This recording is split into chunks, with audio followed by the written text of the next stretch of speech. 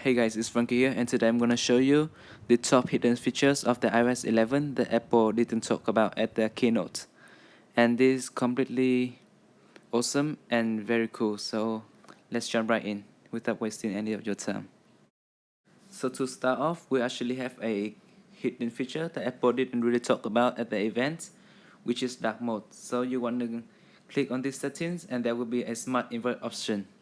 So just go ahead and turn that on, and you can see all the awesome things in the App Store will get inverted, but all the icons and the photos aren't, unlike the previous iOS, and the home screen won't be inverted.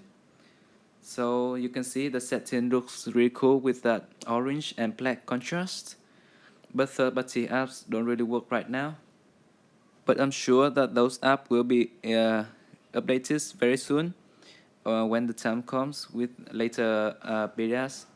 So as you can see, the camera works just fine, and also the Notes apps and all the other stock apps. And you can see that the black and golden keyboard looks really cool, and I really like this feature. Next up is such a really big feature that Apple never really talked about. So in iOS 11, you can actually screen record in your iPhone or iPad screens. So it is found in the control center in the settings. Just plus that onto the control center, and you can see there is a button for you to record your screen, and also there's an option to enable voice record when you click and hold on that, or 3 touch on your device.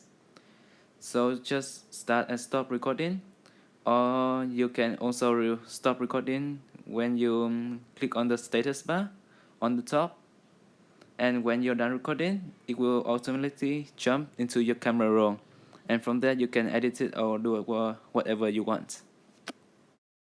Thirdly is the ability to capture and edit your screenshots, just like on Android. So when you go to capture a screenshot with holding the power and the home button at once, you can now actually click on it and start to do markups, draw on it, write words on it, put on signatures, and all those kind of cool stuff. This is a feature that you can already do on Android, but now iOS has it too, and honestly I think it's really cool and very convenient for you to edit on your screenshots and do all cool stuff, I guess. The next feature is really quite obvious, and it is the control center. So what you can actually do is go to your settings, and now you can customize your control center to your liking. So as you can see, the control center is completely brand new. It takes up on your screen, and even if your device don't have 3D touch, you can hold and long click on the buttons to customize it more, just like 3D touch. See, as you can see, I can long click on these buttons and more options will appear, just like 3D touch device. And this device only an iPhone 6 Plus, so it doesn't have 3D touch, but you can still hold and click on it on any device that can run iOS 11. So you can even customize it in the settings. Like I said, you can add toggles and remove toggles from it, and you can add as many toggles you like, and you can fill up the whole screen button. So I think this is a really cool and convenient thing. This next feature is actually a very welcoming change. So as you can see, if you long press on it and click on other apps, you can now move multiple apps at once to another screen. But you can't really move folders, and I wish that you could, but you can move apps, and that's good enough, and it really saves your time. This next feature is one that only the Plus model iPhone users really appreciate. So if you click and hold on the change language settings, you can now actually use the keyboard with one hand. And this is actually helpful when I'm using my iPhone 6 Plus, as I can now type with one hand, and that also works with other languages and emoji.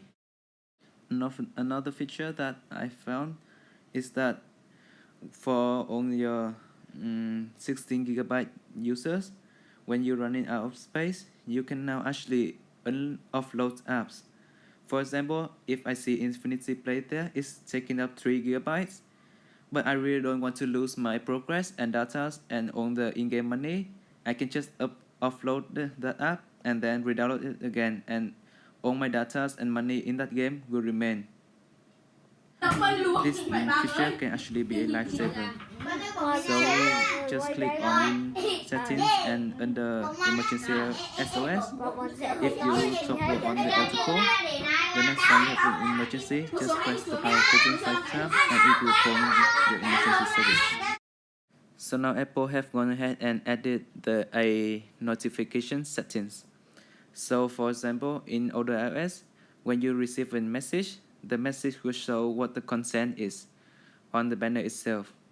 So now if you actually change the settings, for example, you don't want other people to see your messages in the banner, or you just don't want to read the message at all until you press on the actual apps, you can now go ahead and press on the notifications in settings and just scroll down to find that app.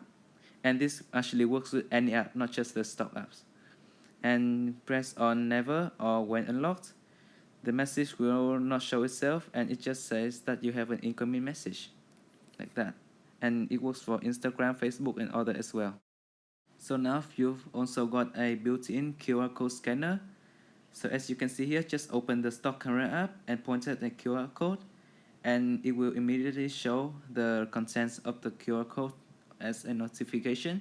And if you click on that, it will automatically search Google for you. And I see this is very helpful, and you don't have to install another app. So now Apple actually have a Files app. This is just like iFiles, but it doesn't actually grant you root permission. You only have a file explorer, but I think this is a step forward for Apple into making the iPad more like a computer. And you can now explore files, and you can add Google Drive files to this and manage your files just more like a computer and be more productive on your iPad. So from what I've noticed, the video player for the default iOS is actually changed. So if you go ahead and load up the video, you can see all the buttons and commands have actually changed. Apple have just gone ahead and made this more useful and new looking and just more simple design in general. So that's it for this video. Please like and subscribe, and I will see you in my next video. Goodbye.